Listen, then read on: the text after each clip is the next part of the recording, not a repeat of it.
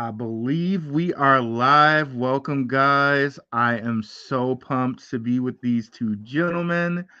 We are going to talk some metaverse today, guys. Now, how it's going to work is I'm going to give like a proof. I'm going to have these guys like let me know what they think about the proof, and then we're going to ask questions, and that's how it's going to work back and forth, back and forth. But without ado, let these gentlemen introduce themselves, starting with Underdog. Hey, it's your boy under crypto. I'm happy here on Blackrue Investing Channel with the Professor Infon Akpon. I'm excited today, folks. Thanks for joining me. If you don't know me, I'm a digital forensic scientist and cyber investigator, and I'm here just to provide that research for you and get with these two gentlemen and share that knowledge. Thank you very much for letting me be here today, Blackrue. Oh yeah, no doubt.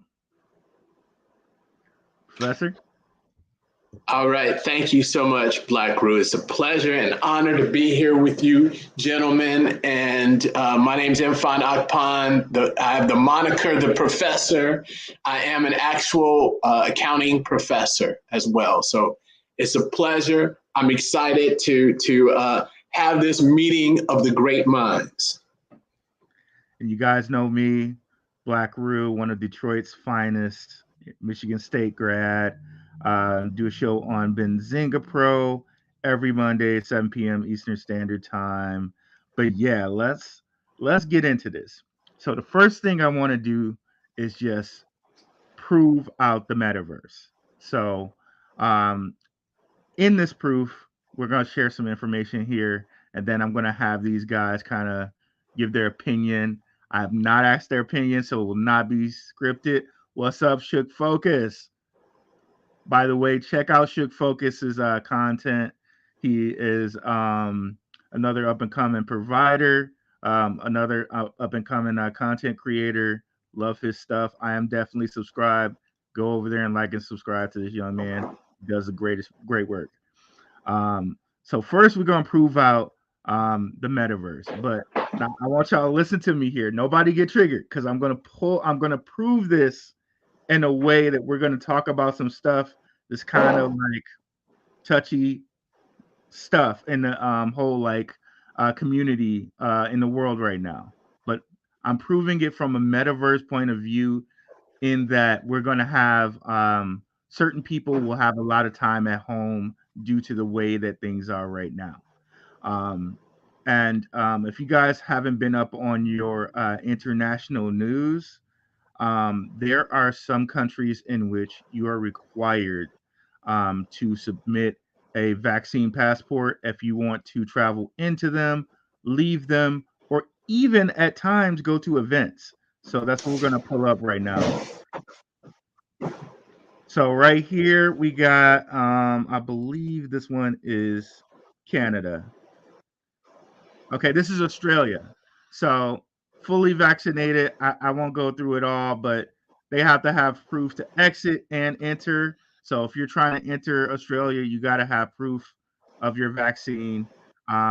There is a contraindication clause, but that's basically like you got to have a serious note from your doctor to not, have to have this proof for entering or exiting the country or going to events. Same thing in Canada. So effective January 15th, 2022, uh, the previously allowed without being fully vaccinated will now be required to be fully vaccinated in order to enter Canada. If you guys aren't sure what British Columbia is, it's a city in Canada. It's like a province in which the city Vancouver is in that city or in that province, I should say. Let me find it here. I think no. That's not it. Here. Oh, I lost it. But anyways, it says that you're required even for events. Oh, here it is. Let me move it over. Okay. So you're required to even for events, and this is what their little vaccine card looks like, but they go into it down here about events that are required to have the vaccination. So indoor concerts, dance, theater, symphony events, all events that would be metaverse events, right? Weddings, pubs, bars, like a lot of stuff. You gotta show your vaccine in order to get into those events. So um, we'll stop off at that point, see if these guys have anything to say about that, and then we're going to go into metaverse liquidity. So, what do you guys think about that? So where are you talking about here? We're talking about vaccinations, and let's talk. What's the connection with the metaverse, Blackrue? So, the connection with the metaverse is if people are kind of locked inside their homes, and especially if they don't want to get vaccinated, then they won't be able to go to events without showing their vaccine card. So, pretty much, they're going to be at home. They have to either just see family. They're kind of just stuck at home. So in that, they're going to have free time to either play video games, watch crypto videos, watch us, or get in the metaverse.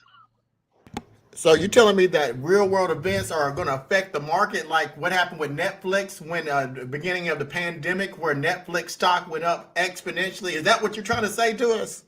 That's exactly what I'm saying, my brother. Netflix, Zoom, Walmart. That's exactly what I'm saying, my brother.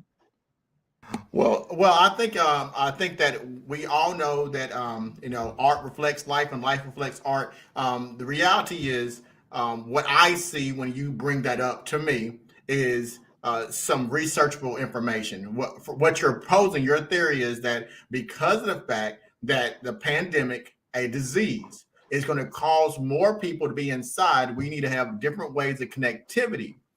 Professor, I think that's interesting because you have a whole book about this connectivity, and you was talking about connectivity years before it was cool. That's one thing about the professor. So, if we go with that theory, I think it has been shown. I use Netflix as an example, but Professor, kicking that ball to you.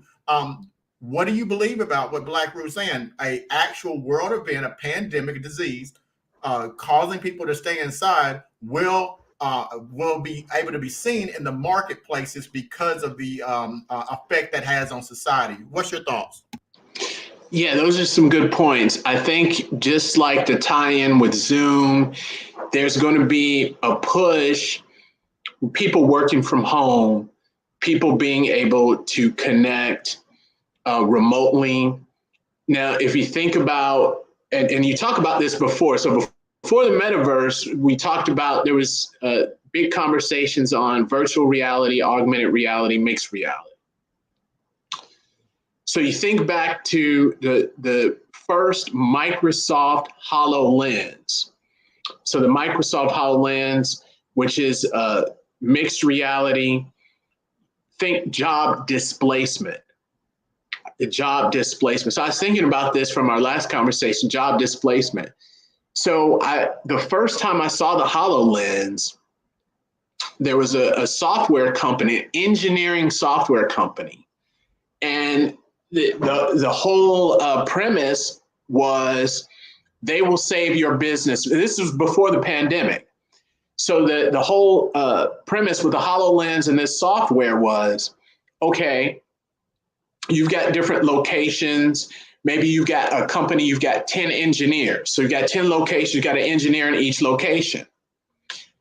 The HoloLens, now you can have one engineer and 9 technicians. And the one engineer would tell the technician what to do through the HoloLens. So you have that cost savings. So definitely, I think we're going to see more of that. On that note, if I could share my screen, Yep. will because I was pulling financial filings with the SEC, and just I hope you can see this. I was pulling the latest financial filings for Microsoft. I pulled Facebook, and I pulled Apple. and I went in here, and you can do this yourself. You can go in and pull the financial. This is what they call the 10Q for Microsoft. And what I like to do is go in here and just you can control F it, type in certain words, and I typed in the word metaverse. And really, there was one mention of the metaverse in here, and going back to Blackrue, it ties into the acquisition of Activision Blizzard. So, and this is an interesting sentence, and I'm going to kind of throw this back into the discussion.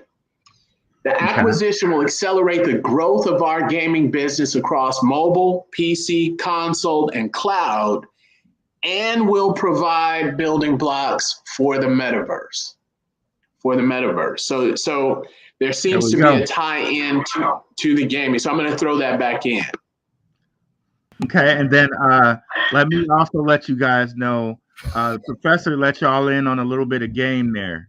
You go into these 10Qs and you can get a lot of information for those of you who like the stock market. A 10Q is a valuable source of information for these stocks. So that's a nice segue to Professor into liquidity. And also, guys, if you guys did not get a chance, the Professor did a live stream with two content providers, and it's a nice kind of segue to where we are right now. And I wanted to kind of approach the liquidity question because it kind of came up in that meeting or in that live stream you did, Professor. So I just wanted to approach that today, and I'm going to share some information with y'all. You said liquidity. Let's say money. Come on, Blackrue. He said money. I don't know about liquidity. I never had no liquidity in my pocket. I know about that money. He's talking about the money, y'all. See, I gotta get out my little 10-cent words, underdog. You gotta set it straight for me, though, man. No, seriously. I'm glad he said that, though. When we say liquidity, we're saying like, okay, if you put your money in, can you get it back out easily? So that's really what we mean when we're saying the liquidity. Like, is there like people constantly buying and selling these lands? So like if I'm putting $10,000 worth of money in, I need to know that I can get it out. So that's a very important point. Let me bring this up for you guys. Oh, this is gonna be good. So I'm going to show you some stuff in Benzinga Pro, but before I show you that, I'm going to show you guys a couple articles, and you guys are going to love this. So let's add this to the stream here. And okay, so this particular article, investors are paying millions for virtual land in the metaverse. So somebody paid $450K, y'all, to be Snoop Dogg's neighbor in the metaverse.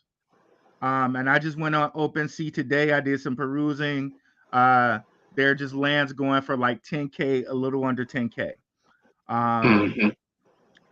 This company here, they went and they bought, I can't see where it is. I think they bought one for, okay, here we go.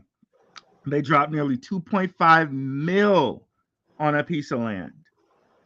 We got Paris Hilton throwing her own New Year's Eve party in there.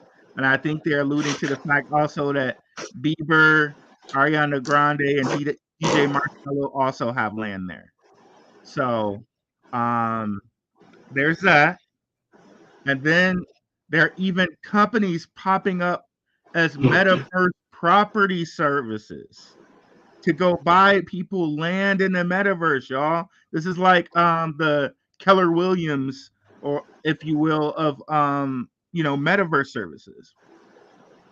Now, Blackrue, don't skip over that. You can't skip over that. Buying the land. We're talking about pretty soon people will have digital real estate licenses. And then I'm curious, though, because I know that typically when you have real estate licenses, you have to be in the same state. Well, the metaverse blows out the water. We're talking about worldwide connectivity. So we're talking about, there's a project called Labs, and we did a review in our community. And Labs, one of the things that we found about that project that we discovered that there would be limited accessibility as it currently stated at the time in which we did the video, because of the fact it couldn't cross international lines for real estate.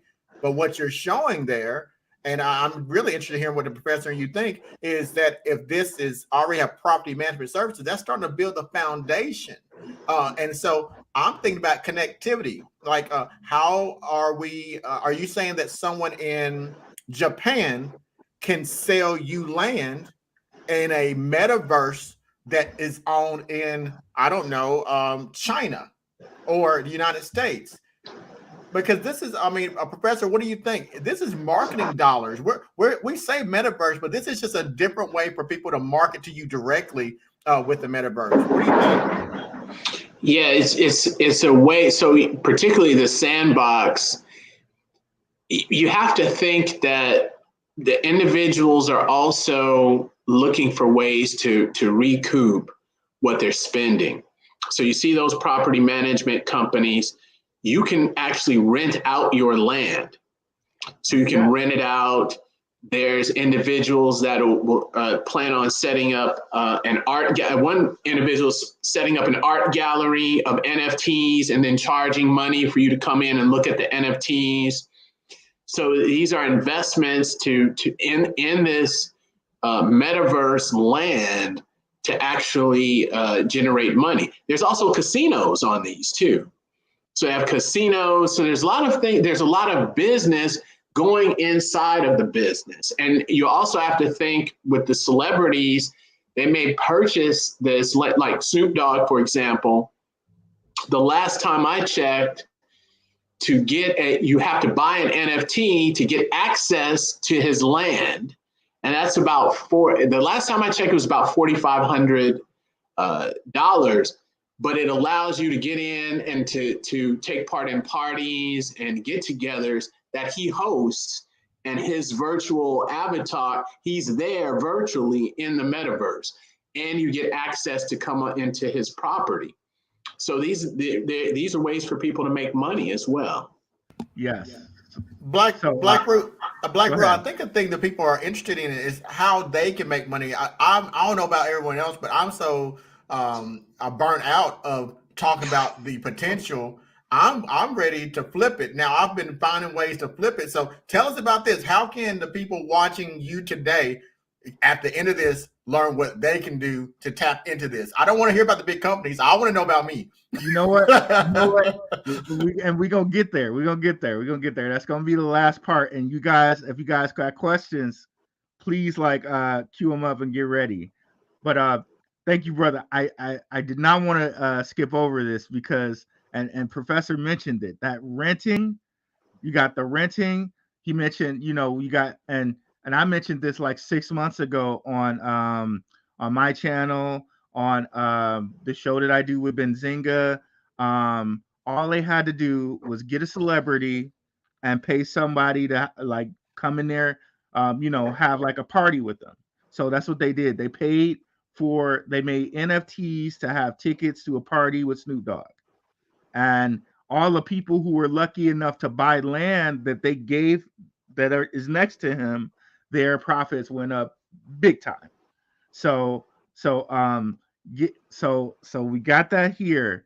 Now the next part I want to show you is in Benzinga Pro. So Benzinga Pro, I love Benzinga Pro because it really sets out just how it puts news in one space.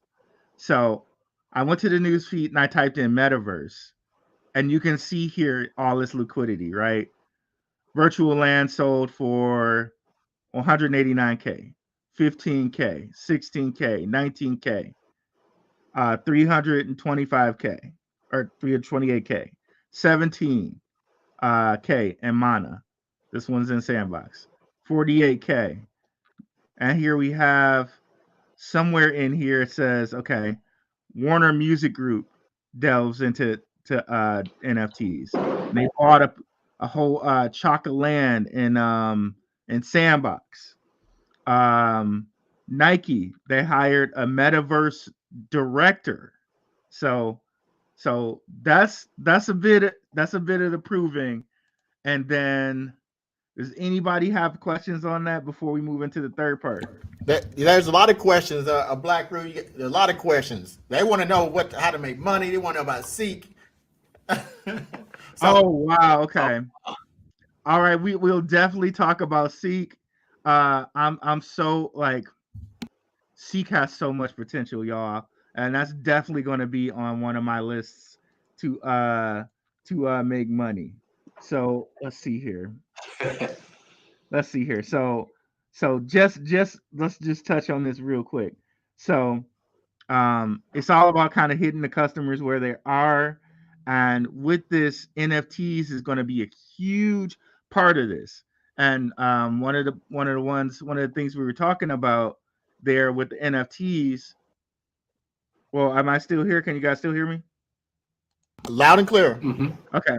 One of the things we were Yes. talking about with the NFTs is land, right? So the land is an NFT. We got artwork. Professor touched on that.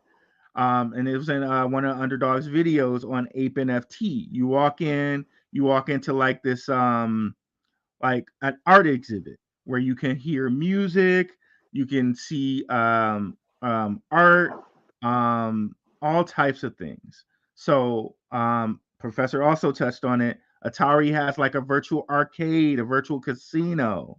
So they're really building this up so that if people have time at home, this seems like the place to be, you know? So really keep that in mind, that's where it's going. Now let's get into the good stuff. How can we make money on it? All right. So there's Seek, there's Boson. Um, man, where do we even start? All right. Okay, you guys, let's start with who your favorite NFT play. Your favorite NFT or crypto play. Let's go with Underdog first. Uh, no, they say the best form of flattery is copying. So I'm gonna copy our guy right there, the professor. I heard about Oculus from his channel when I was starting to see the changes, and I heard it from his channel. Always gives credit, and for me, everything is about this music, NFTs, and space. Everything is moving that way. It's uncharted. A lot of people don't understand it, and that's the great opportunity. When people don't understand it, you can get in low. And so that's the best play, I believe, in NFT wise, is the music. That's a great point. Get in low. And I think that particularly with the sandbox, you can take advantage of one, buy some sand, buy the currency that the sandbox uses. The other thing is you can, and I own some of the assets, you can buy some of the digital assets that would be used in that platform, and you can get those at a lower price point. So now you're in that market and you can look to resell it. Big issue that I have, you can buy some of those digital assets, but the gas fees, that might, you may take you may have to buy and then hold it for a while to see if it goes up. And some of the assets, they have a limited run. So some of them, there might be 1,000 of them minted, and you have to kind of pick and choose, which is good because it gets you to really think about what the environment is looking like and researching and looking through the different assets, and to kind of see what is moving and what's not moving, or what's not moving now, and you might be able to buy, and then it may move later on as demand picks up, because people will need stuff to put on their land. So that's something to think about. But yeah, definitely the crypto itself, or getting into some of the smaller assets and really learning about the land itself and how it works. And with the sandbox and Decentraland, you can go in there. You can go in. You might not be able to move. You don't have access to everything, but you can download the software, get in there, and kind of move around and see how things are. So yeah, that was a good point. Blackrue, can I share something with the community? Yeah, for sure. while you're since you and the professor are talking about, I want to share a quick Yeah, piece about what the professor was talking about, and just take me a moment. no worries. Let me pull up this one particular one. Actually, let me just do this one. All right, Professor, you was talking about the digital piece, right? Right. Okay. This is I'm gonna show you quick. This is wax.io. I'm gonna be discussing this one. Now, one thing I want to say is bringing this all together is this particular blockchain allows you to get collectibles and some of those items that the professor was talking about, like Street Fighter. A lot of people Yeah, remember buddy. Street Fighter, but that's not the biggest thing. Now, notice I put here Atari, Street Fighter, and at the bottom you're gonna see a Sony and AMC. See, these are the little nuggets people are not paying attention to. Now, these are the NFTs, and I use Piccolo Inu as an example. Piccolo has bought land in Sandbox near Atari. And if I'm wrong about the Atari piece, just correct me. But I'm No, pretty you're sure right. it's near You're Atari. right. You're And right. so the thing about these interconnectivities, this is chess. And the great thing about it is everyone hears the big names, Atari, Sony, but they're trying to figure out how can I make money. So this is where the speculation has to come in, and it's a thinking person's game. If you are stuck in the binary thinking of holding a token until the price goes up, you're going to miss these moves. So if I think about Piccolo, the first thing I think about is how it formulated from inspired by Dragon Ball Z. They're not Dragon Ball Z, but it was inspired by that concept from Piccolo. So their target market at the time were individuals who like that series. It's something nostalgic for a lot of people. So they're already targeting that base. Now they put their land by Atari. Why did they pick Atari? Think about it. There's all the different places in the world. They didn't do it by accident. It's just like putting land by Snoop. They knew Yep. that people were going to go to Atari because it's in a gaming space. They are creating a digital game and a swap. So it makes sense that while you're browsing the Atari, it's basically the mall. They used to call them anchor stores, Macy's, Yeah. J.C. Penney's, and the other smaller companies around it. Now, if I am a betting man, I have to strategically, as a consumer and a trader, think about these strategic moves. I would probably more than likely invest in a token from a trading standpoint that's near an anchor store, because even if I get 1% of the off spring of the customers visiting there in the virtual world, they might go into my store. While I'm there, I'm going to market the heck out of it. I'm going to market the heck out of that game because I want people to buy my NFTs. So this is that piece that we're missing with this space. No one's going to tell you, just like they didn't tell you about stock. No one, Professor, when you went to school, did someone make you go to school, or there was a time frame that you went through on your own? It might have started with someone saying you got to go to school or you can't come home, Yeah. but at a certain point, you had to take the initiative to keep going. Right. Right. And as you got up in your in his schooling, they'll tell you if you have less than a 3.0, they'll kick you out. So that's a self-auto decision. Well, I'm saying the same thing about these NFT space. We are a lot of people are on pause right now. They're like fatal error because they don't truly understand how they can make money. But you can make money if you can see the move strategically. And it is speculation. I'm telling you, there's a lot of speculation. The professor works off of numbers and digits. Blackrue works off the technical analysis. I work off the research. You got to use all three of these functions. It's not for someone who doesn't want to use comprehensive applied knowledge. You have to be smart about this. But that's the play. It's the marketing piece. And these strategies can really tap you into some good moves, like the professor said. And it may not happen right now. Matter of fact, it's not going to happen right now. You should. I mean, personally, I think you should not even get into crypto unless you say, I'm willing to lose the investment and I'm willing to wait 3 to 5 years.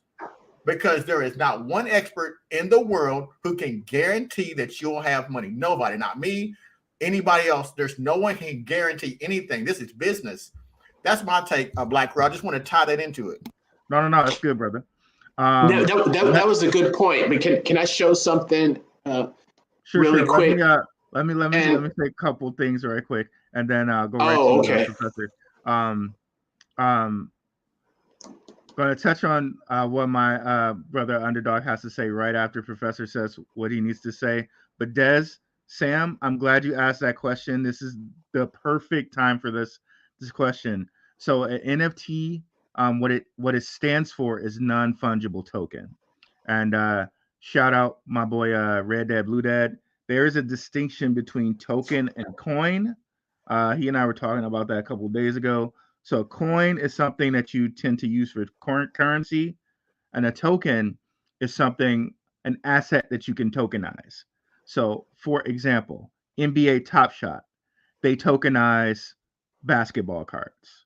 Um, um, for example, what Underdog Crypto showed us with Wax, they also tokenize baseball cards. They tokenize baseball cards through Tops. They tokenize Street Fighter characters for Capcom. Um, Sandbox tokenizes land. What you guys mostly hear about is tokenized artwork. But anything that you can tokenize and sell is an NFT. Um, excuse me. And even later on, I can show you guys examples of Boson. Leonard was mentioning Boson. Boson already in the Decentraland universe or metaverse has an NFT to physical piece already, where you can buy a tokenized dress and get a physical dress delivered to you. They have that right now. So a lot of people, like my boy Underdog is saying, look at this for like a 2 to 3 year time horizon. But believe me, that's a lot quicker than some of these stocks in the stock market. A lot quicker. And believe me, when we're talking like Warren Buffett, Kathy Wood, these guys have really long term horizons. And everybody thinks win moon, but we got to have a long term horizon on this. But understand right now, like I just gave that example with Boson, giving the NFT to physical thing, it's going to be here sooner than we think. It's not something that's like 15 years down the road, more like 2 or 3. But go ahead, Professor. No, I was just going to piggyback on what Underdog was saying and just the research. I wanted to share this. I was looking at the different filings. One of the filings I was looking at, so I pulled up the SEC filing for Apple, for Facebook, and for Microsoft. And like I said, I just go Control F and just look for the words, for certain words. In this case, I look for Metaverse. Let me go up to the top so you can see what it is. This is the filing, the 10Q for Meta or for Facebook. This is their most recent filing, and you can go to their website or you can go to the SEC website and pull this up. But if you go in here, they'll tell you about their business and what they plan on doing. And what I thought was interesting is that they mention, if you see that sentence with the metaverse, they're going to continue to increase their investments in new platforms, technology, including as we continue our efforts related to building the metaverse. So this is going to continue to push forward. They talk about some of these investments in virtual and augmented reality. They're generating limited revenue. They're not making that much money. And they're even lowering profitability. But they see that it's going to, it may impact in the foreseeable future, but they're going to still double down and put money into this. So I think this is very interesting. So when you see this and you see companies talking about it, it's not going away. It's here. They're letting you know we're going to spend money. We're spending money on it. We're going to keep spending money on it, and we may lose money on it.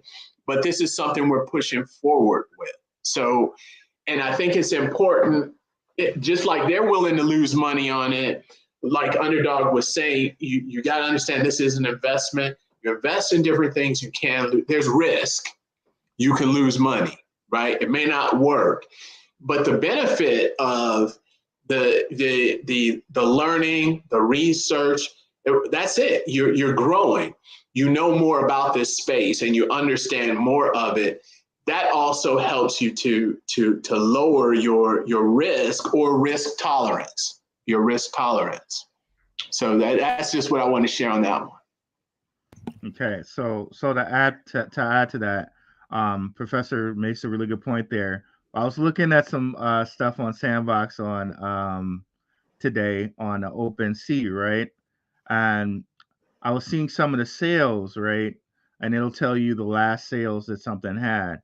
So an NFT piece of land for Sandbox that someone bought for zero point 0.4 ETH, which is like back then maybe like $1,500. Now they have a standing offer for $9,000. Amazing, right? Now, if you want to be the one, if you have the money to go out and buy like a blue chip piece of land like that, go right ahead. However, I'm going to show you guys a couple things that I like, a couple things that have not kind of run up yet that I think are good buys. Not financial advice. You definitely, you gotta take your own risks there. But I'm going to show you some things that I like here. Let me share right quick. And okay, so coming over here, um, I'm going to go to OpenSea because this is a really nice site. This is where you can buy most of your NFTs. And there was a question about how do you find good NFTs? I like to go off a precedent. And the precedent that like what's good in the past. What's been good in the past is pieces of land. And what I like to do is, for example, so I'm going to tell you a really good project that I like, Ember Sword. It's not out completely yet, but they're working on getting it fully functional. It's going to be like a Final Fantasy type game, like an RPG game. What I like to do is I like to see how many Twitter followers they have. Okay. So this one has 83.6, which is a pretty good amount. Like for example, if we go to one that I know is huge, Star Atlas, it's also not ready, but a lot of people are really hyped about this game. 300.4K. Now, if I go to this other one, which we're going to look at also a little bit later, called Pavia, this is going to be Cardano's sandbox, Cardano's metaverse. We got 55.3. So since Cardano's stuff is only now coming online, that makes a lot of sense because this is just coming online here. So going back to Ember Sword. Also, a nice thing to do is to see if people follow them. So because sometimes people get fake viewers. So Board Ape Yacht Club is following Ember Sword. D Race, where you can buy NFT horses. Ori, so like they got a good following here. So flash forward, Ember Sword land. Make sure you check for the blue check mark, okay? Because if it doesn't have the blue check mark, it's probably fake. So they have pieces of land selling for 0.28 ETH right now, which is about what, $600, $800, $700. Now this game isn't even out yet. You can't even play this game yet. Already selling for $780, and it has a standing offer of 0.21, 580 dollars right now. Okay, flash to Pavia, and I had to go kind of fast so we can get everything in. You guys might have to watch it over if you want to really get all the information. But this is Cardano's marketplace, CNFT. And you can log in and a wallet and all of that. But I'm gonna sort by projects. I'm looking for Pivia, and I'm gonna apply. and we can go by low to high. So the cheapest piece of land on this Pavia is 773 ADA, which is like $850. So that's the type of stuff that I'm looking for. Something that hasn't run so much, where I'm only taking an $850 risk as opposed to a $10,000 risk. So I can go buy one of these and one of these for under $2,000, and I split my risk, right? I have now two pieces of land instead of going to Sandbox and paying $10,000. You see what I'm saying? Not financial advice, but you guys can see the mathematic sense in that, right? I split my risk two different ways, and I've only spent $2,000 or under $2,000, right? So those are the type of things you want to do in my estimation. We can touch on some more of these plays a little bit later, but I'm going to hit some stock plays right quick, and then we'll get back to the discussion. So, and Benzinga Pro here, and all that stuff that Professor showed you guys about 10 Qs and all of that. You can use Benzinga Pro to do that. I'm not going to go too deep into it, but if you guys want to know, like, you can look at balance sheets here, key data. Um, in here somewhere, you can find the 10 Qs. I'm not going to go too deep into it, but if you guys want a one-stop shop for news and all the type of like 10 Qs and all that type of stuff, Benzinga Pro is the thing that you want to look at. But I prepared for you guys a nice little watch list. Let me pull it up real quick. And Blackrue, just so you know, it's kind of hard to see. It's hard to see your screen, Blackrue. So they're on their mobile Okay. devices. It's probably just easy just to talk through it because Okay, right got now you. it's going to be challenging for people to see. All right, thank you so much. Let me see here. So what I'll do is I'll go to the watch list, but I'll actually zoom in the details on certain ones that I want to point out. Uh, Boozy is one I really want to point out. I like this stock particularly because they sell AR augmented reality glasses. Um, right now they don't sell them for like the metaverse, they sell them for like commercial type of deals, but you can be sure that they're going to get into the metaverse world if metaverse really pops off. And at $6.78, pretty much a bargain. And if I don't know if you guys knew it, but just like the crypto market went down, so did the stock market. So right now it's kind of at a bargain price. But yeah, we'll get into this some more. But let's get back to these questions and see what the professor and underdog want to say about these things here. All right, you have a lot of questions, Blackrue, and you may pull some of these up for you. Yes, please, sir. Okay, so I'm gonna bring it back so that everyone's here, and I know that we're gonna make sure we don't have too much guys to get it to you. So starting with the metaverse, you had Leonard asked about Keek. Do you want to touch on that? You got about 7 questions back to back. Yes, Seek guys. I'm so still in love with Seek. They got everything that you need. They have the stars back in them. So like, look at what we saw with Snoop Dogg, right? Snoop Dogg got land in Sandbox. Somebody paid 450K to get land next to Snoop Dogg. So imagine when Seek gets their metaverse going, they got Lady Gaga, Francis Naganu, they got Demi Lovato. You telling me you don't want a piece of land next to Demi Lovato? You telling me you don't want a piece of land next to Dwayne Wade? Come on now. So I'm still high on it. And for me personally, anything under $1 is great. So it's sitting at 35 cents right now. For me, is wonderful right now. I totally believe it has this potential to not financial advice, of course. I totally believe it has the potential to get back to $1.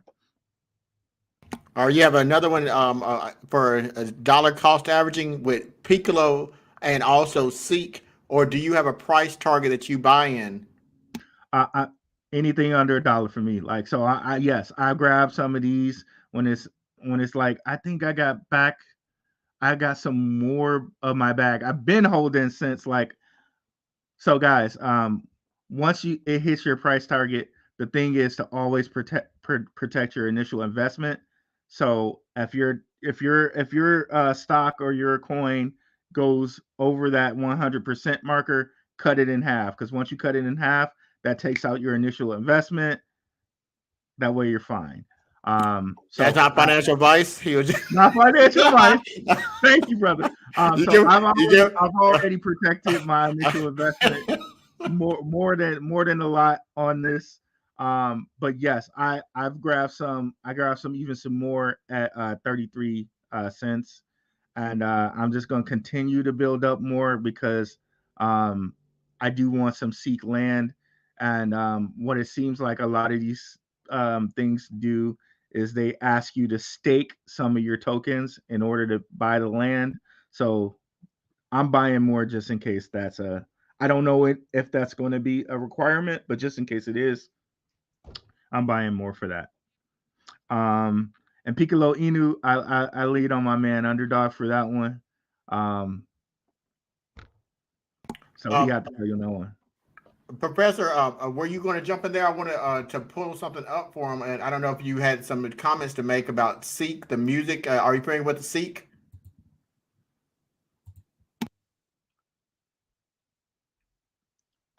I'm not really familiar with Seek. Well, a short version, Professor, Seek is a metaverse completely made for music. It's for musicians that you could be in outer space and have concerts. Uh, Everything you knew about Oculus, you said, apply the same way. They're just in the distant, far galaxies, and they sell NFT tickets. That's what Seek is. Yeah, and Oh, they're that's looking to good. kind of become like the YouTube and like the MTV of AR VR. They already have working phone app both on Android and Apple. You don't need a headset to operate the app, but if you need a headset, they have it so you can just buy a Oculus with one click. They already have all these different rooms set up, so it shouldn't be too hard for them to kind of knit those rooms together into a metaverse um, and sell land. And that's what I'm really looking forward to. If they're selling land, boy, just like we just talked about, I see a lot of potential there if they give their stars a piece of those land pieces, and if you buy any land, any close, even where anywhere near a star. Blackrue, you mind if I, because I know I've gotten a lot of people who've been reaching out to me. The one question that I don't think we're really doing a really good job of getting to them is how they make money today. You mind if I pull up some things just for a Yeah, moment? brother, go right ahead. Okay, I want to bring this up because I had about 15 messages directly, and I see it, guys, but I'm live, so it's hard for me to do both. But I'm going to pull this up in anticipation. Let me pull one thing up. This is I'm talking about how to make money. We discussed this recently. This is a gamified game. And I'm not going to talk about gamified games. What I'm going to talk about is there's industries within this metaverse that we need to discuss. Yep. Now, I talked about this. This is Axie Infinity. Now, this is important because in 2018, a game called Axie Infinity came out. This is Coin Bureau. They did this after I did my video, just so you know. And he brought up the fact that Axie Infinity started this whole gamified section in the metaverse. Now, why is that important? Well, I'm going to pull up this for you guys because it's the most important. Professor Imfon Akpan told you in his book, before Axie Infinity, before they would made it cool, the gentleman you see right there, non-fungible token NFTs and accounting, digital assets explained. Why is this all connected? There's a monetary aspect to this that has to be understood. Now, the approach, the reason I want to bring this up because everyone wants to know where how to make money. So I want you to first understand there's industries within this. So I'm going to take Professor's book down. If there's an industry, let's talk about the gamification. the metaverse, what the professor had told you years before it was cool, you got to listen to him, you get a metaverse land early, is a area of commerce connectivity. You even did a TED Talks on connectivity, didn't you, Professor? Mm-hmm. And if you saw, I used his TED Talks. I took a minute out of that. He said that, in the real world, there's uncertainty. This is his quote. He said, but in the virtual world, you lost that connectivity. We lost that sense of the risk involved. Well, with these plays, it takes you to think about the sections. What I'm looking at is gamification. When NFT Horse is a game, and I'm bringing it up so I can answer that question. So if you're listening to How to Make Money, I'm giving you a recommendation from my personal opinion. You can win money by understanding the industry. So if you're in the games, you can say, I don't care anything about Metaverse. Let me buy a game that the project pays me to be in it. There is an entry point. That's where the professor will come in. You need to understand there's an entry. There's a cost to play that game. Whether you're buying a horse, what is your entry? It's going to cost you money to play. And then those assets you get. So, for example, if you're playing this game and every day you get $35, but if you spent $350, you're not making money until after you've made more than your investment. So if you breed NFT, that's another place to make money. So if I have an NFT and that's the part of the game and I can make another one, then I need to think, hey, now I have two. Can I sell it? The marketplace to sell that NFT, that is how you make money. Yes. And then lastly, on that piece is how you can make the assets. So these games, these companies, the Ataris, the Piccolo, these games are saying, hey, we've been getting gamers to do this a lot. The professor has a gamer who's been gaming for years. They're already used to buying special guns and they're already used to buying special shields in the game. So how about we make unique NFTs so that if professor has 1,000 of these and we put them into the game, this is only 1,000. Maybe that has special powers and gamers understand that. So we're already here. You just have to start thinking about, instead of you being the person who listens to the Spotify and you pay and nothing gets in return, we're in an area of technology where these companies want this to be the next great thing. So they're giving something because they want something back. And they want you. They want your data. They want your usage. They want your dollars.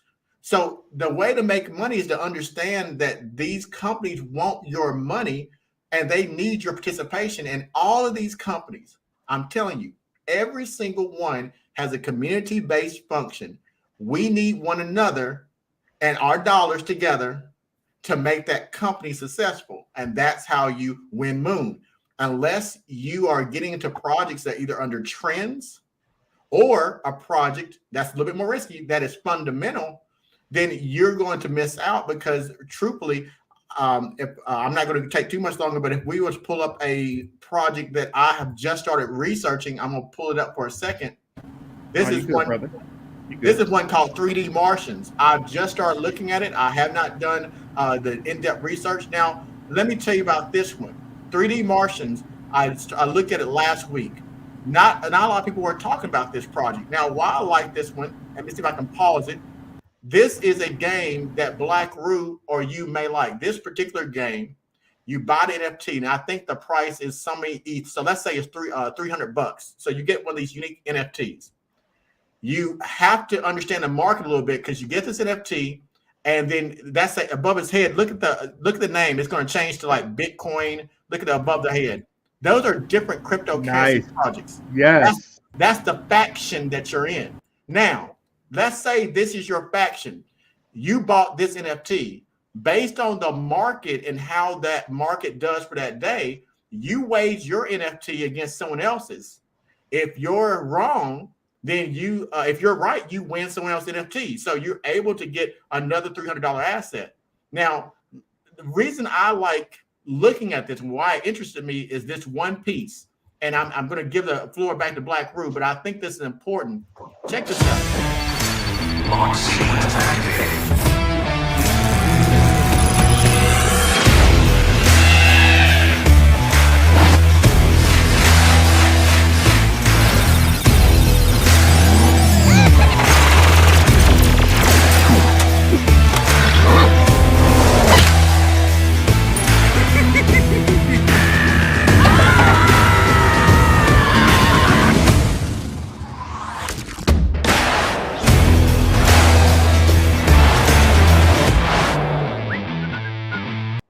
Now, why did that interest me? Because if you look at the graphics associated, not only the NFTs, I don't like a lot of little pixelated stuff. When I buy things, I consider two options. So to answer people's question about this, I consider, am I buying something that's trending? Because trends go out of fashion quickly. Or am I buying something fundamental? Or am I buying something that I want to keep? We don't know what to buy because we don't know what's going to trend next. Is it going to be Bored Ape Yacht Club? I don't know. Is it going to be this person's NFT on this obscure website? I don't know. So what I do is I go into it and say, would I want that piece of art? Now those are amazing. The graphics are amazing. So I would buy it, and then after, if I like it, I can't lose because I know I bought something I want to own.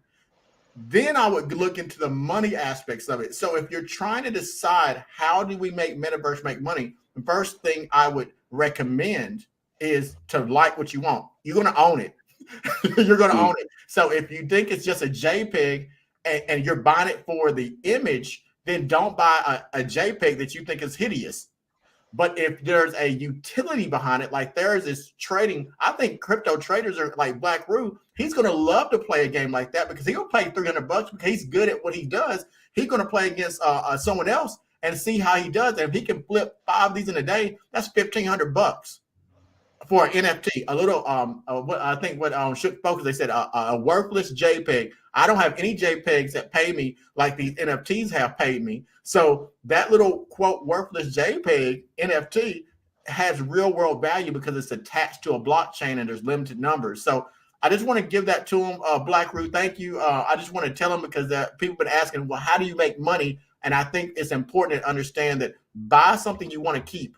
Don't just buy hoping for a trend. Can I add something? That was really good. Shout out to Crypto Red Dad, Blue Dad. Who's here? I think. Oh, sorry. No. What's up? Go ahead. What's up, homie? Red Dad, Blue Dad. The CIC is here. So I just want, and when I see Crypto Red Dad, Blue Dad, I think about Netflix.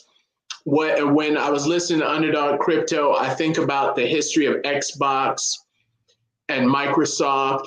So I think that's important to understand that. Look those things up. Look up Netflix and streaming, how Netflix went from DVD rentals in the mail to streaming because of broadband and 4G. Look at Microsoft developing Xbox.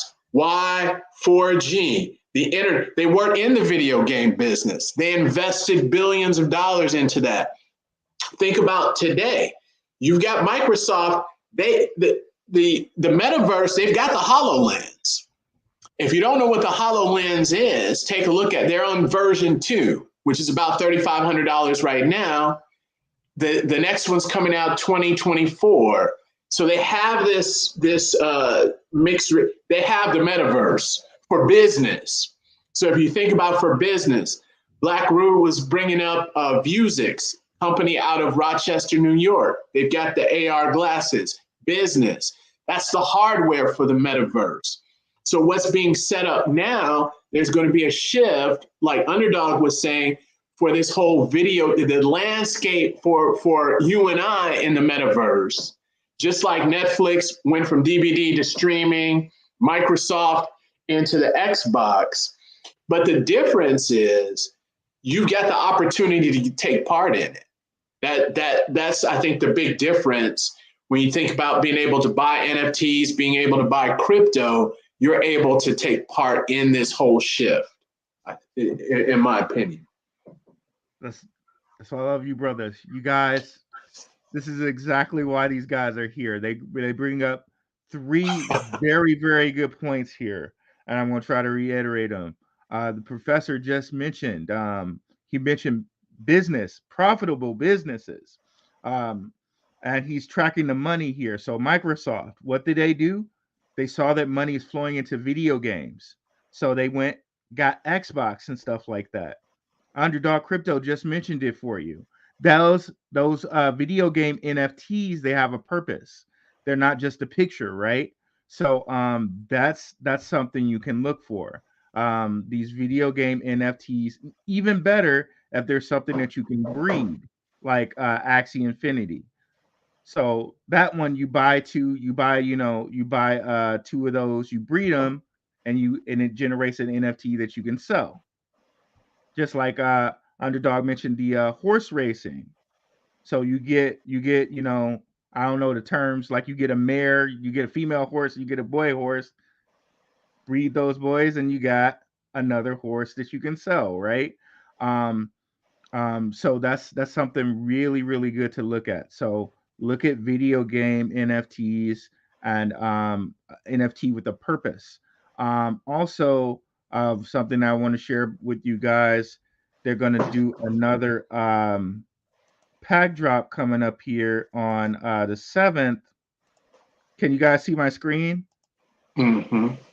Yes.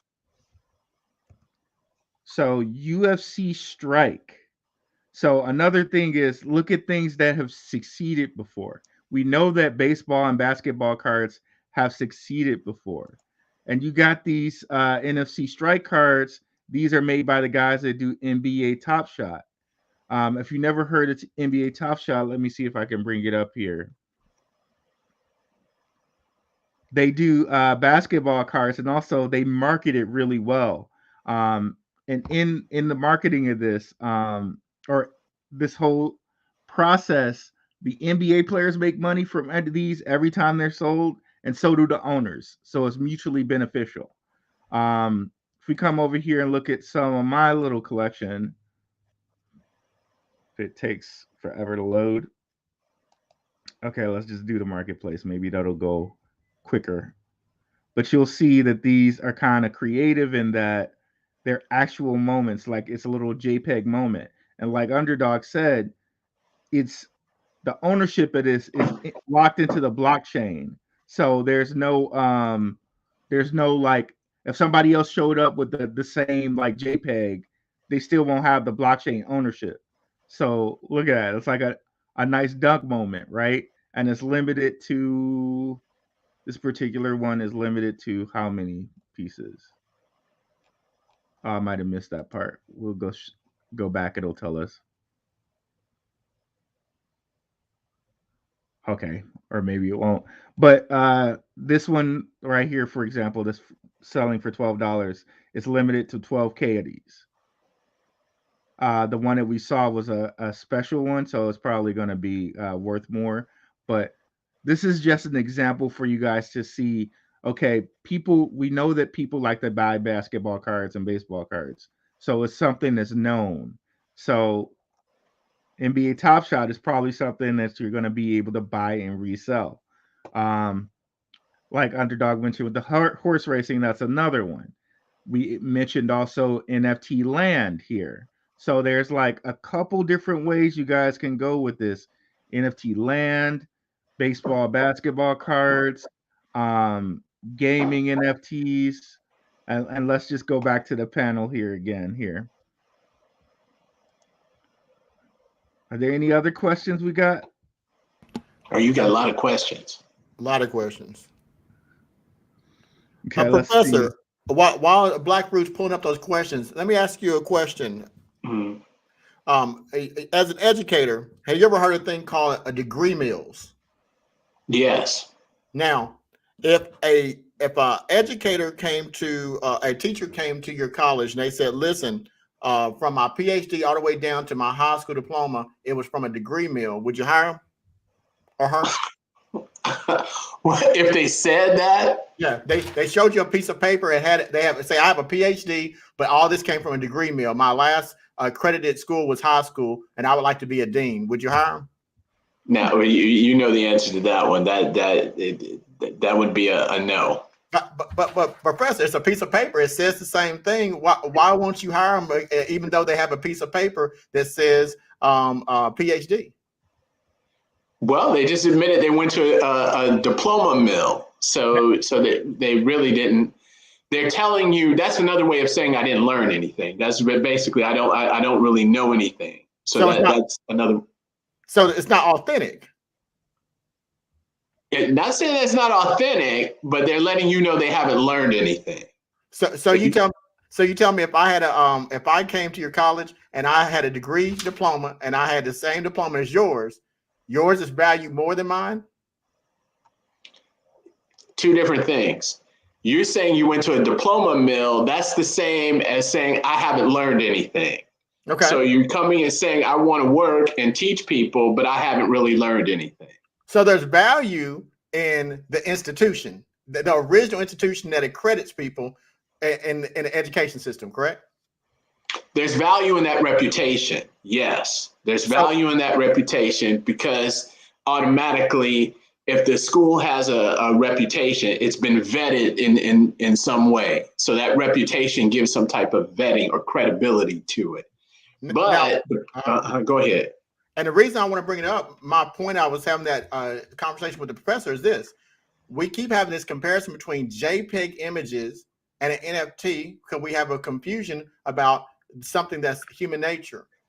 Although a JPEG image could be an NFT, the original space would have come. The authenticity of it is the value in it. If I take a picture of Michael Jordan and I put it on a piece of paper and I write Michael Jordan on it and I copy and paste it from online and I say, hey, I got a Michael Jordan picture on a piece of paper, give me $150, you'll laugh at me. However, if I'm the NBA and I'm the original source that releases this Michael Jordan image, and only they own the true authentic parts, and I have a blockchain connection to it, and I can show it to you, and it's a part of that blockchain, and there's only two pictures, and I can transfer that value to you, then it has something. No different than Gucci, no different than Louis Vuitton. The reason people make knockoffs is because humans value the authentic thing.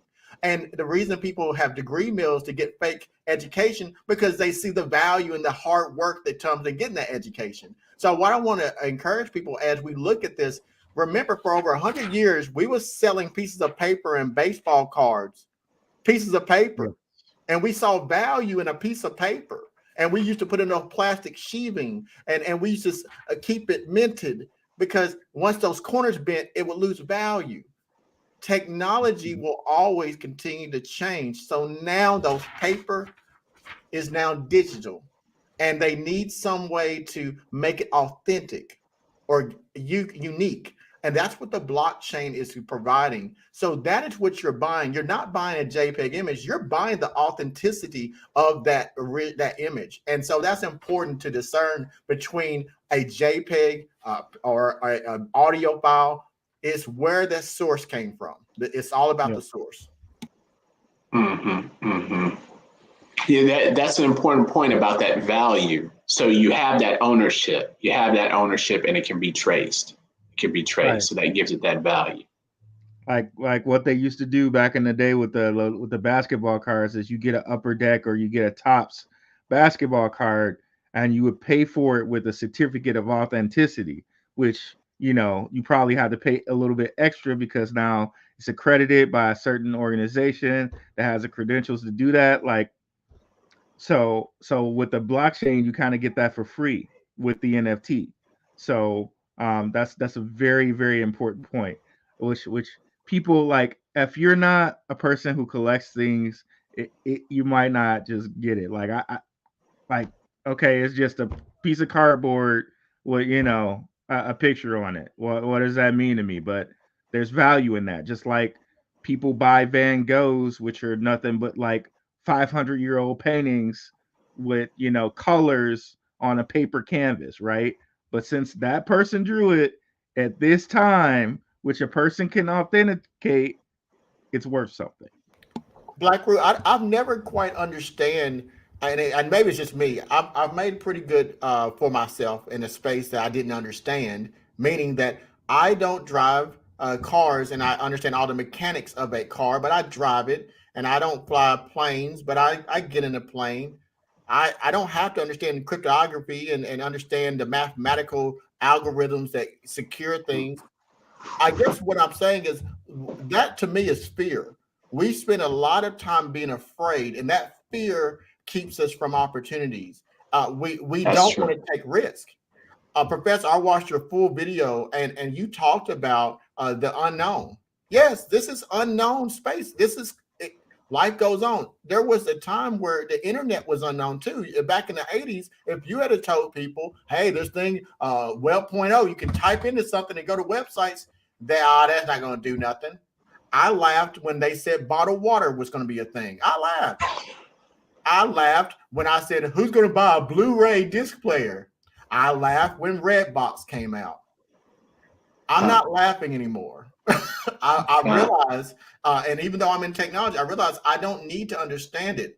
I think quantum computing is another thing, artificial intelligence. We haven't touched on those things. All these are areas that we don't have to quite understand, but you need to have some guidance. So once you hear people like Blackrue, the professor, mention it, that is your opportunity to do the work to learn it a little bit better, so that when a product or service is offered to you and you don't know about the inner workings, you can at least have an idea. So maybe you can get into the market and it might work out in your favor. I just don't understand why we have to understand it though.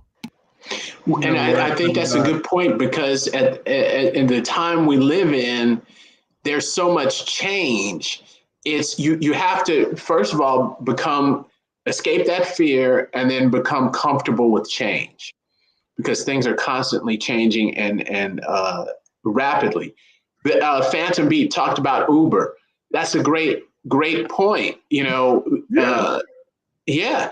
When you think about it, now you think about Uber. At one point, you think people weren't going to get in Ubers. There was a culture shift because you get in a stranger's car. Now it's commonplace, right? So, and there's a shift and a change. And if you think about it, before, at one point, people were more, they say taxis are very safe. Now, many people are like, I don't want to get in a taxi. They prefer to get in an Uber. So it's the complete opposite. So it's been a change and that's through technology. And there's a certain bit of fear mongering too out there. And, people, we have to understand that this fear mongering there's a reason for it. There's a reason for it. Um, People still think crypto is this volatile thing that, isn't backed on anything, that has no purpose. When we got like hedge funds, we got companies where their balance sheet has Bitcoin on it. Square, Tesla, Facebook, Benzinga, all Bitcoin on their balance sheet. Hell, we got publicly traded companies. All they do is buy Bitcoin. MicroStrategy. Was it MicroStrategy? Yep. Yeah. We got publicly traded exchanges, Coinbase, Voyager.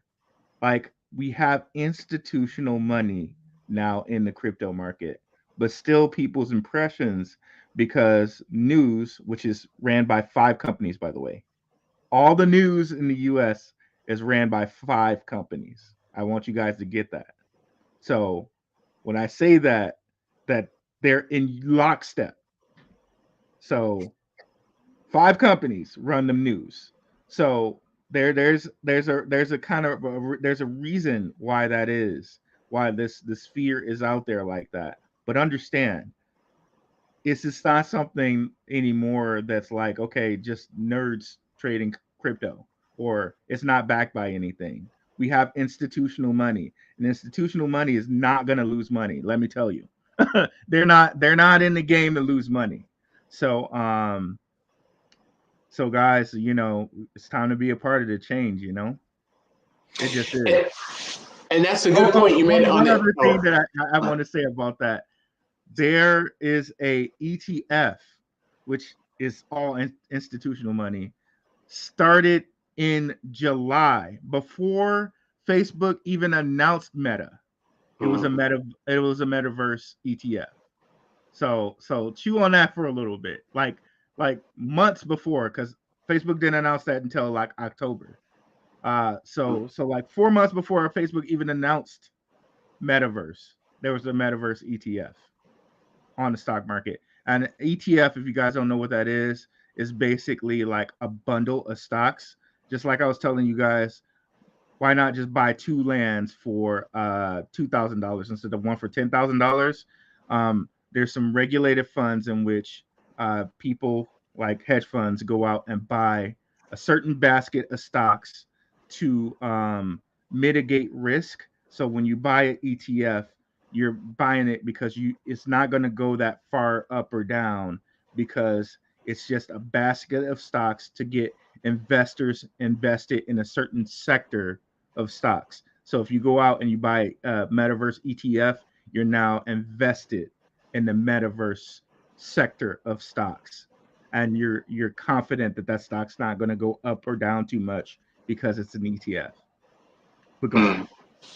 No, I was just going to piggyback on that point you mentioned about institutional investors, and usually that's a sign when you see this institutional investors that things are starting to move towards maturation. Things are getting a little more, things are stabilizing, because again, you've got these large corporations who are investing money. They're not investing.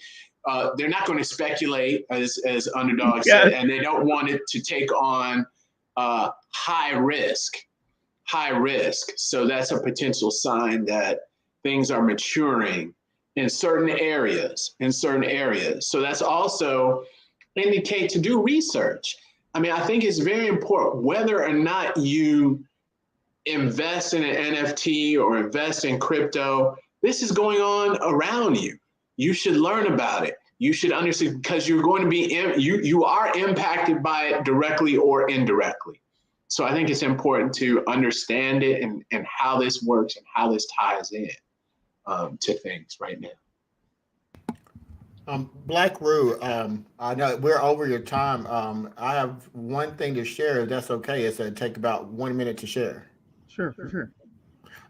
This is going to be a quick touch because on one industry, this is, let me pause that sound. This is not safe for work. I want to go in, we're only going to talk about the application because it's relevant to the conversation.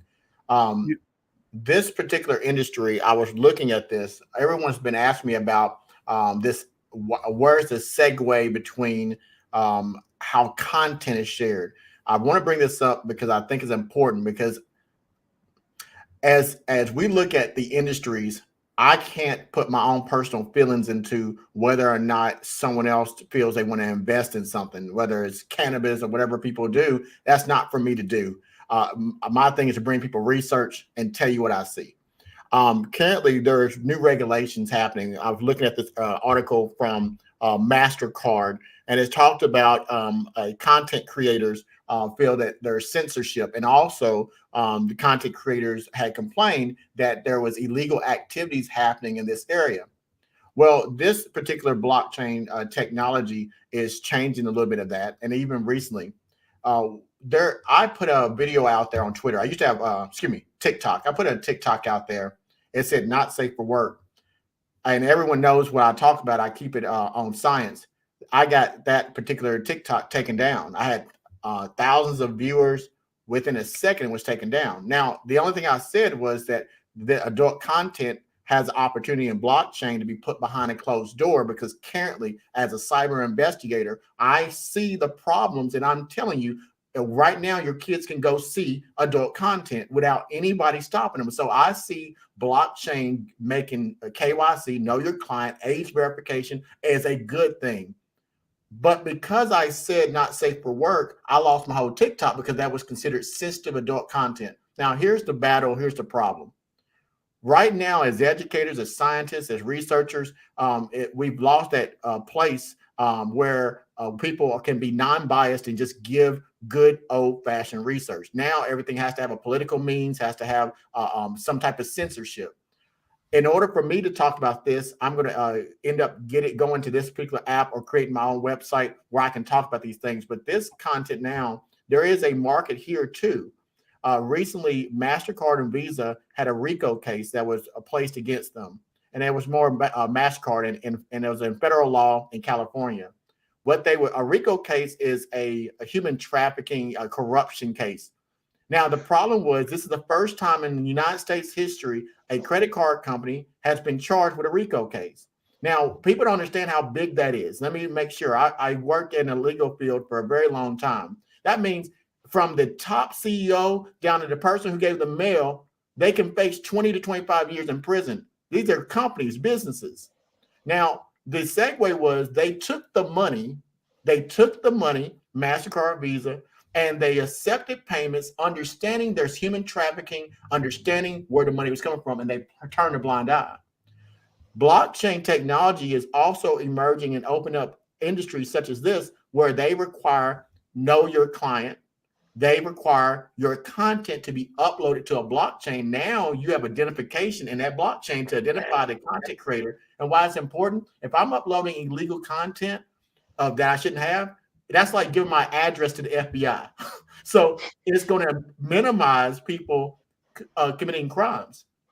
What I think is really even more interesting about that is during this pandemic, one of the things I'm going to talk about when it comes to this app, a lot of people don't understand is research is still research. Scientists study the vaccinations that we have. They study the adult industry. Why is that important? Because for years, they had transmissions of the certain types of diseases and still had to go to work. So they had to have databases and ways to track infections. So they used the same adult industry that we looked away from to create the methodology through technical means to track COVID exposures. Now, why is that important? Because I want to show people that we look at technology and we're afraid, and we look at science and we don't have to understand it, but human behavior will dictate the technology that we have. If it resolves a problem, it will be in a need. It's going to help. And so I want to bring this up because I'm going to be talking about this project, but not safe for work.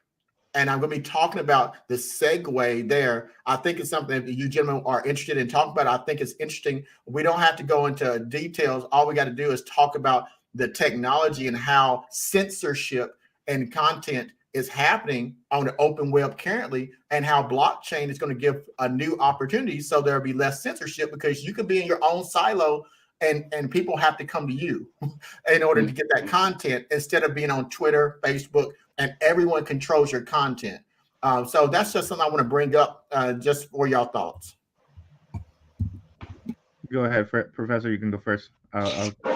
No, I was going to say that's a good point, especially that last part about you being in a silo and having control of your own content and being your own gatekeeper and potentially paywall, allowing people access to you, and you don't have to worry about that third party.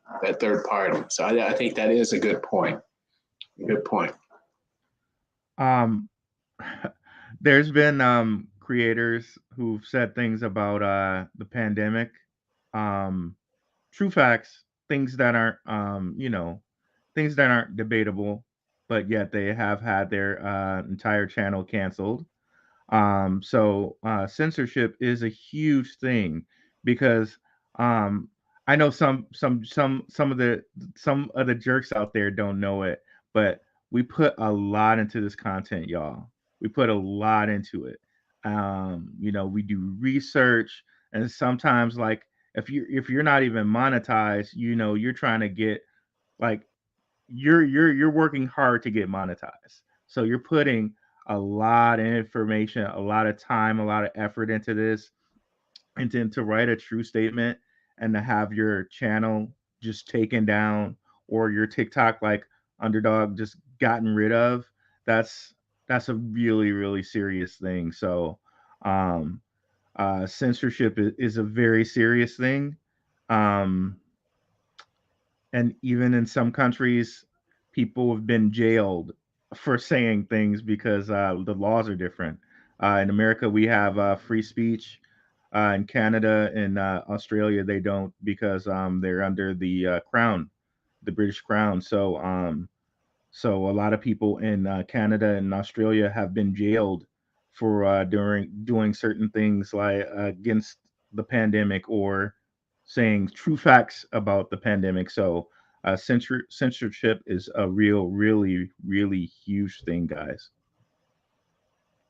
And Jim, I invite you to join me. One thing I shared with my subscribers before was that I am going to be releasing my NFTs, my research videos, along with Indigo Saint on a platform, the actual research that we see that we do is going to be on the blockchain, and it'll be unique. And the reason for it, because that helps me with the censorship piece, and I'm going to give information I don't give on YouTube and public platforms.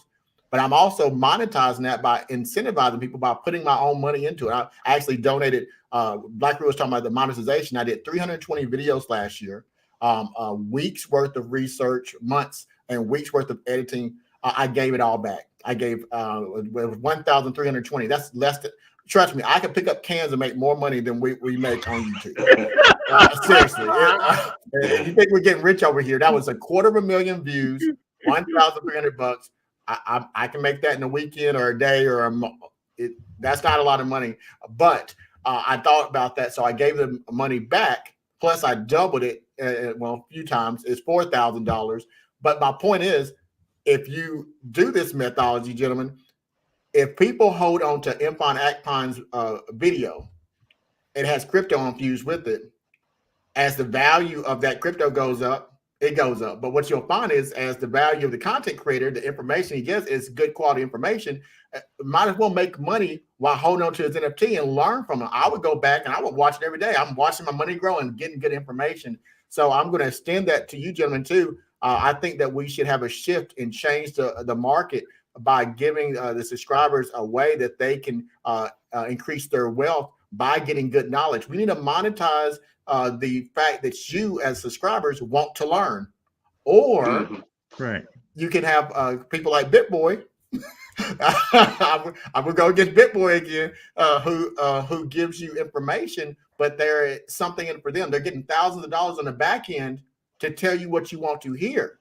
And you don't, and doesn't mean that they put you in a position to win, and you pay him because he has 1 million subscribers. It's backwards. The model is backwards. So I'm just gonna extend that to you, gentlemen. That's all I had.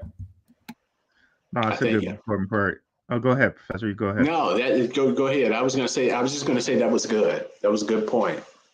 Yeah, that's a great point. Especially since and we've seen it with music too, right? Spotify, how they're paying like musicians like fractions of a penny, and like art art's something like creating in that way is something that like not many people can reproduce. Like just like, and I know some people have a problem with this, but sports, like not many people are 7 foot or 6'9" and can jump and run like an antelope. You know what I mean? Like not too many people can do that. Not too many people like are 6'3" can ice skate and and can hit someone and stay up on these little 2 points of an ice skate. You know what I mean? Like so like these artists are getting paid fractions of a penny for something that can't too many people do. It seems like the pay scale is unbalanced to me. Like more should be going to the artist because the artist is the one who's doing the really hard work there. So that's something that's definitely a big concern and a big topic for me for sure.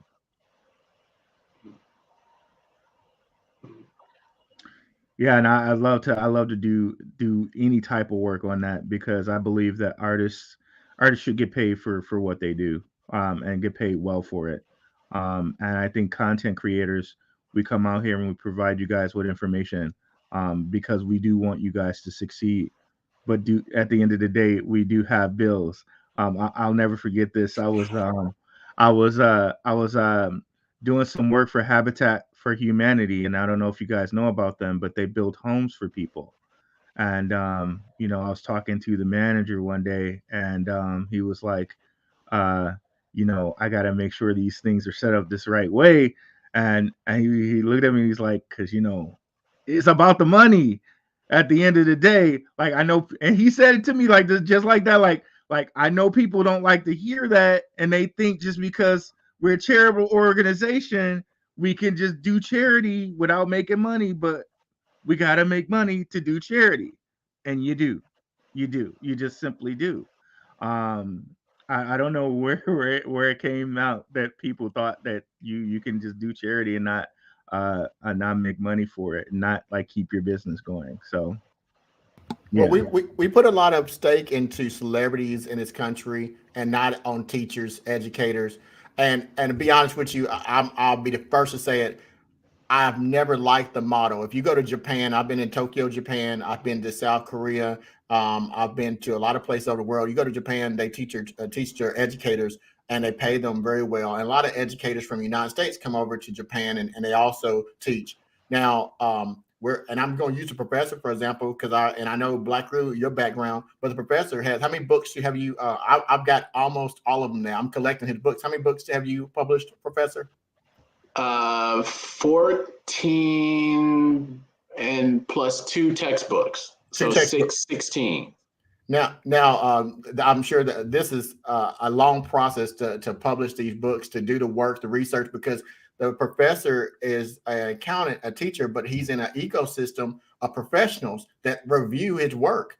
And he can't just say whatever he wants to, because he's held accountable to a standard to uphold that integrity to what he says. Trust me, if the professor starts to say things that are not against the principles and foundational knowledge, he wouldn't be employed. They would not take him seriously. As a scientist, I can't just say anything as a digital forensic scientist. I can't just, I believe that based on my feelings. They don't care about my feelings. They want the information fact-based. And Blackrue, I think you're a computer engineer or a software designer, one of the two. Software engineer, yep. Software engineer. That softwares have fatal errors if you don't create it just right. Everything has to be cohesive. Now, why am I saying this? Like, Professor, I see this NFTs and crypto as an opportunity. This is what I would like to see. I would love to see the professor take his books, take them off Amazon, use NFT books, that's a technology, or Ghost Market, Wax.io, and mint these and put them and offer them for sale, and absolutely make a profit from it, because the information within that is the most valuable information, but it's stuck amongst millions of other people's books, so you don't know what's great. You get to see them, you heard from them, but just would you, audience, I would like to see you respond to that. Would you like to see the professor mint one of his books about NFTs and crypto and make it available? We'll launch it and see. And would you purchase that book? That's a challenge. We should have a video going through the whole process. Stage 1, this is this, and this, and how you do it. So not only, to show people what they can do as well. I think that's a good idea. Yeah, I'd be open to that. Okay, so y'all heard it here first on Blackrue Investing. The professor's going to the blockchain, folks. We're bringing it to the blockchain, and so this is going to be a test moving forward. I'm going to be doing this with Indigo Saint. What the opportunity is, this is not the Professor, I think I saw one of your books. Average cost, would it be like $15, $2.99? What's the average cost of one of your books when it's on paper? When it's on paper, about $10 if it's on paper. So I want you to think about this, and this is the part I want you to grasp.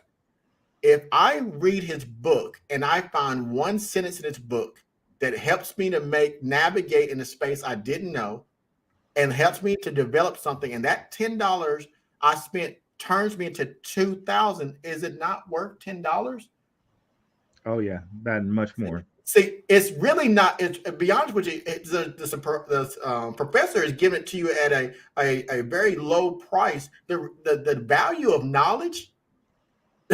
They said there's power in knowledge. There's value in knowledge. The reason I bought all his books without him telling me, because he's had information I didn't know. He had an article he recently released, and I'm not going to bring the whole thing up, but it was a article. I'm not an accountant. I read through it and I saw some things that relate, and this helps me to do research.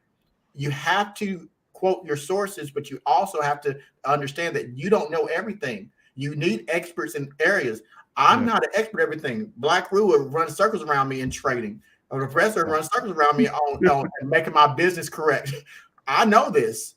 So in the military, they taught us leverage people around you and the areas of their genius, because it makes you a stronger individual and unit. So that's why I'm thinking that if we put this together, maybe we as a CIC will come and we'll mint special videos like this, take it off of YouTube, and then we'll put it back, the power back in your hand. If you want a series like we did with Opulus and Acropolis, Professor can talk about rebasing, and you have all part 6 of the series. Let's say it costs you $50. If that $50 turns into a way that you can change your life, would it be worth it? Or would you rather go get that free information that they'll give you from Bitcoin boy who will lie to you? And then now you find yourself in a bad position. Now, that's just my thoughts. If so, we heard it here first, Professor. We're going to mint something. Yes, and that's really great. I'm open to that, and you said some great things, especially about the books, the ideas.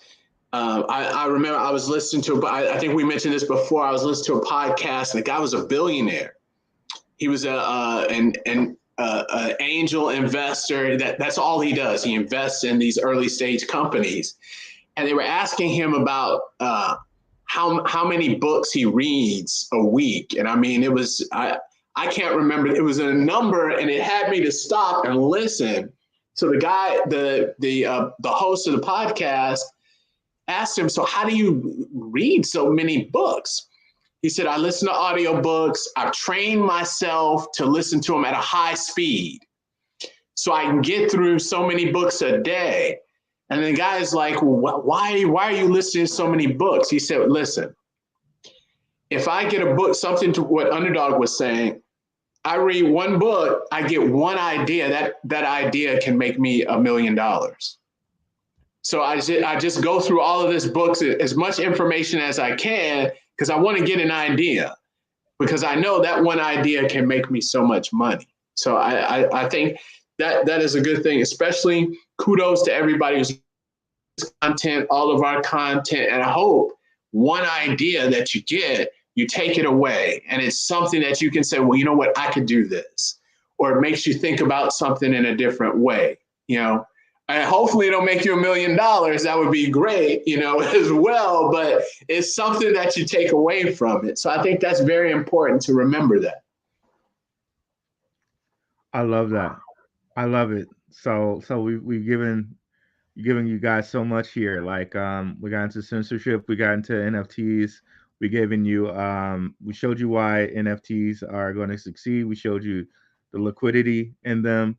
We gave you like multiple different ways you can invest in NFTs, baseball cards like the NF or basketball cards like an NBA Top Shot, UFC Strike. We got NFT horses and breeding. We got NFT games. We got virtual land. Um, we hit you guys with a lot here. Um, I guess we'll just cut it here. And any parting thoughts, guys?